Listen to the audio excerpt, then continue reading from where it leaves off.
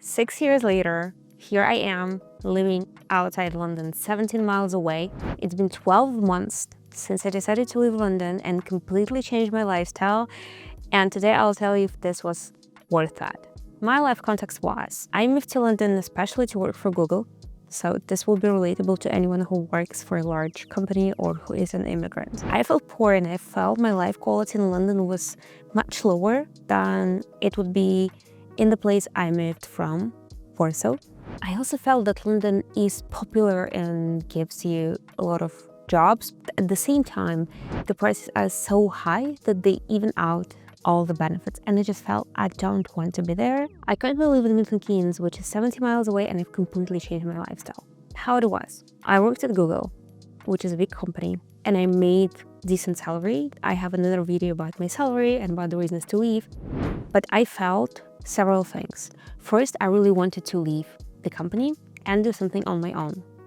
However, London is so expensive that I felt I am not financially free and I am not able to stay afloat if I risk anything. Basically, I need my job because costs of my living are so high that I need to stay in London. Second reason, me and my husband decided to buy a home because we've been to the UK for 6 years. We wanted to settle and paying rent stopped making sense. I have a friend, Pavel, who is really good in real estate. Here's his channel. He advised me to get a house. Thank you, Pavel. However, the houses feel really, really expensive. So me and my husband, we are two. We work remotely and we need at least 2-bedroom home. And anything decent in London would start from 600,000 K, which is a lot. So this was concern number 2. And the con number 3, London is a place where you mostly have flats, and these flats have leaseholds. Leasehold is a legal construct that basically means that you own a flat that's hanging in the air. The land beneath this flat belongs to someone else. It's a person called freeholder. And you need to pay this person every single year for renting their land. So technically you're renting something still. And option number 2, this person has power over, 1, the company who manages your home, and these companies are often crap, just read Reddit about this. And secondly, this person basically has power over any changes in your flat. So while you own a flat, you technically rent it for many, many years, like 999, which is the most, but sometimes least. But you also owe someone else and you can ask them for permission. So this construct is taken for granted in London by everyone, but at the same time, it is not granted. It is a rudimentary thing that only exists in the UK, Wales, I think parts of Australia, not in many places. It has been completely lifted in Scotland even, so it's not the whole UK thing. And it doesn't exist in many places in the world. And if you don't want to pay a freeholder, you can own a house. So if you own a house that stands on the ground, you own the ground below it. So me and my husband, we wanted to own a place. Like if I give money to someone, I want to own it. I don't want to give more money to someone than if I would rent and still rent. So that was another constraint. The criteria we had for having a house and moving somewhere, we still wanted to stay around London and be able to get to London relatively quickly. We wanted a new house. Whoever lives in the UK, it's a place with quite poor housing. If you come from somewhere else, like I come from a very cold country, so our flats are well isolated, warm and not humid. And this is something you don't find in the UK, or you need to really, really try hard. And we wanted a new build or a new house. We wanted it to be good EPC rating, so basically it's not cold and it's energy efficient, so your bills are not high. And we needed a 2-bedroom. So because we both work remotely, my husband is a software engineer and I work with clients all the time, so I talk a lot.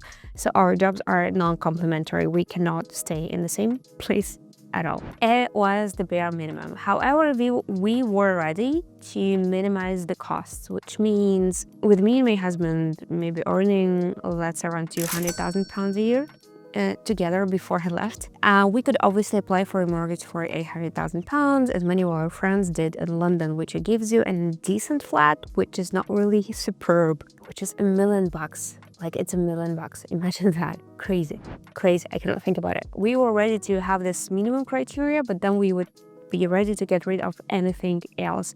So we don't need luxury, like we don't need garden, we don't need stylish place, we don't need a posh place to live. So basically our goal was get our first housing, get on this property ladder and pay it off quickly So be able to pay it off quickly, and that's why we need to decrease the cost to the maximum. And we found our golden paradise in Milton Keynes, which is our house. And now I'll tell you about the mess of this house and then was it worth it to move in here. So the math. Let's take our friends who get 600 to 800k mortgage for a flat in London versus us with our house, which is too bad, and it's 250k pounds. Yes, people don't believe we can get this thing in the UK, but you can. Yes, you can. So we ended up with a new house, which is one of the newest area in Milton Keynes. At the same time, we have the cheapest house, the smallest one, which is nice, and it's completely enough. We don't have kids yet. So the math. Imagine you have a mortgage. We got a mortgage at a high interest rates, which was 4.8. So an interest rate is basically to get a house, you borrow money from the bank, and an interest rate is how many percent of the sum you borrow you need to pay to your bank every single year because you have a loan. So for them to rent you money. So basically on the top of the cost of the housing. So we have 4.8k, a 4.8% mortgage rate. If we would take like a house 68k, 600 to 800,000 pounds, like let's say 600 pounds, we would probably pay around, I'm rounding the figures a lot, we would probably have to pay at least 2,000 pounds of interest a month. And then maybe 1,000 pounds of actually the loan itself. So it's like a huge financial pressure. People are getting this mortgage in London for 25 to 30 years. So yes, if you plan to go to work, if you plan to live in this place forever, it's fine. But it's actually a huge, insane debt.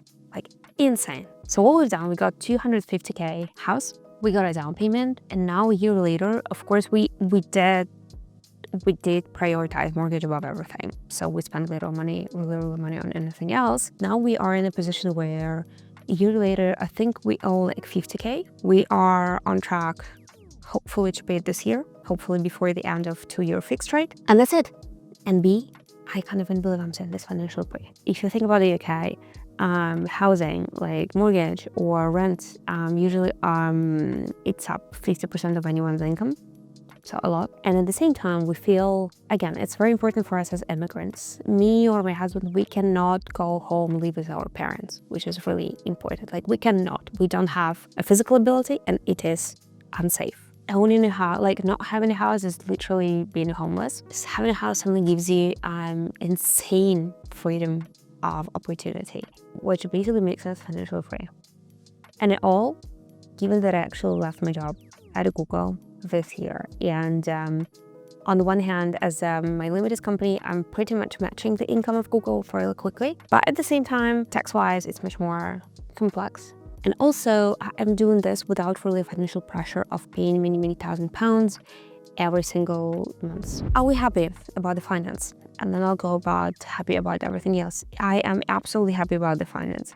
I think this is precisely a case where to actually be successful in life, you need not to go with the herd. We were really tempted to, as 30-year-old professionals with good careers, to live in a good and fancy apartment and have it all designed, hire a designer, have everything from white company in there, and just use every monthly salary to make the house a dream place. That's just a stupid decision financially. We went up with the cheapest home we could own while we could still live it. We are on track to pay it.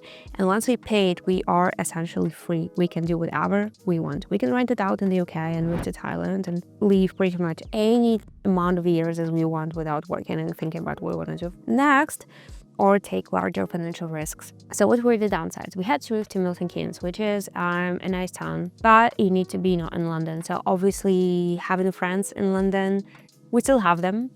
You cannot meet anyone spontaneously, which sounds like a downside until we analyze, and we analyzed that. How many times we saw our friends recently. We realized we see them bi-weekly and maybe not even that often. So we don't see our friends often.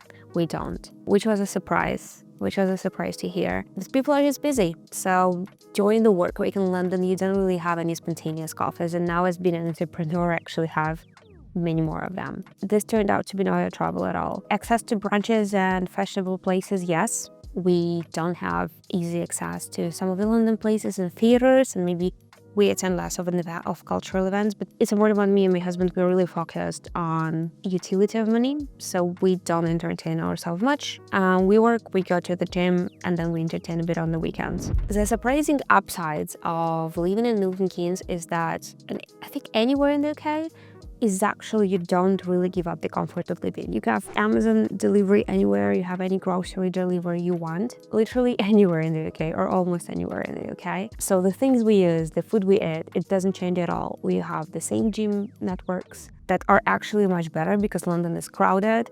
while Milton Keynes is really nice and many services like gyms are actually much better in here. Surprisingly, services like nails or brows are fantastic. Here, like London is absolute crap until you pay a lot of money. Here in Milton Keynes, I see several ladies for my brows and for my nails in my neighborhood. I pay them 20-30 pounds and they do the best job I've ever seen, so it's great. Transportation. The downside of living outside the UK, I think pretty much anywhere, is the UK has terrible city transportation. London is fantastic, but once you move outside, you have the transportation that is very rare, that doesn't go everywhere. So getting from place A to place B is tough. Milton Keynes is a city that is really car-based, but I don't have a driving license. So it's either my husband to drive me, or I'll use a taxi to a train station, or I'll use bicycle, or sometimes a bus if I have a lot of time. Commuting to London is easy, but not so easy. The gut part. The train from our central station to London Euston goes in 30 minutes. So it's a nice Avanti West Coast, which is a convenient train. If you get off peak, you have your seat, you have your table, you have Wi-Fi, you have your coffee. So it's literally a nice office. I focus so well on trains. The downside is the cost. I think the off-peak cost would be at least £11 a month with some discounts that I hold. But if you take peak trains and you don't have any age-related discounts, you'll probably pay up to £50. So the prices are horrible and the trains are unreliable. This is true. Luckily, I don't really have cases where I have to be in London on time no matter what, like really have to. So it sometimes takes longer, or sometimes the trains don't come or they break, I need to wait. So I usually take a buffer. Also, a train is not a tube, so I sometimes have to wait. We don't live by the central station. We live outside, so it takes a 15-minute taxi ride, or it takes a car to get to the train station. So ultimately, I usually take 90 minutes for commute, which is a lot, I know. And I don't commute more than 1 or 2 times a week. If I commute more, it's like a big dedication. So what about work? Many people work 3 times a week in the office, and no RTO, which is return to the office, is a big thing. Should I tell? So when I got a house and I moved to Milton Keynes, I was still working at Google. Google was very strict about RTO, so returning to the office and being in the office 3 times a week, Tuesday to Thursday. And it was a moment when I decided not to come to the office. The options were, 1, to keep coming to the office but you're absolutely exhausted 3 times a week. Imagine 3 times a week you have 3 hours of commute all the time in the office and you're dead. I'm not the type of a person who wants to live this life, and that's why I'm living in London. So I decided, or just keep and break the rules. I quickly checked that there was no really punishment, and I told my manager that it's completely on me. I hear that I need to be in the office and it's absolutely my choice to not to be there, and I am aware she's telling me to be, but she can't do much. So I didn't want her to be exposed or have trouble anyhow. We had all our team meetings on Thursdays, so it's strategically pick Thursday, travel to the office, be with people to build at least some visibility, but I wasn't there often. When I was leaving to do my job, it was a time to receive my last rating, and my last rating was bad because I wasn't visible in the office. But I don't regret. I think in life sometimes we face times when there are rules that we can follow or we can break if there is a better outcome. So I knew that was on the big picture of my life. This is a big step and I'm willing to break the rule because I'll be better off. So I don't regret it. So overall, am I happy? I think it's easy to answer from these 2 perspectives. Let's see how life would look in 2 cases. Second case number 1, I stay in London. I never try my own business. I am at Google, but in the job I don't like. And I have a nice apartment, but I'm really chained to work. 9 to 5, being unable to travel when I want, and like this big financial burden. as many people are, or I am trying entrepreneurship on my way to be financially free. Yes, for several years, like now and later, I am feeling am I decreasing my life in quality? In a way, okay? In a way, so I don't live this fancy London lifestyle, but at the same time, I know what I'm building, and I'm really proud of what I'm building, and I'm really proud of the decisions we made. And if we dislike it, well, we'll just rent out the house and be back to London. So that's it. I know many people appreciate it. I know many people on LinkedIn. This topic went viral on LinkedIn several times, and that's why I decided to make a video to give you ups and downs, and I appreciate your experience in the comments.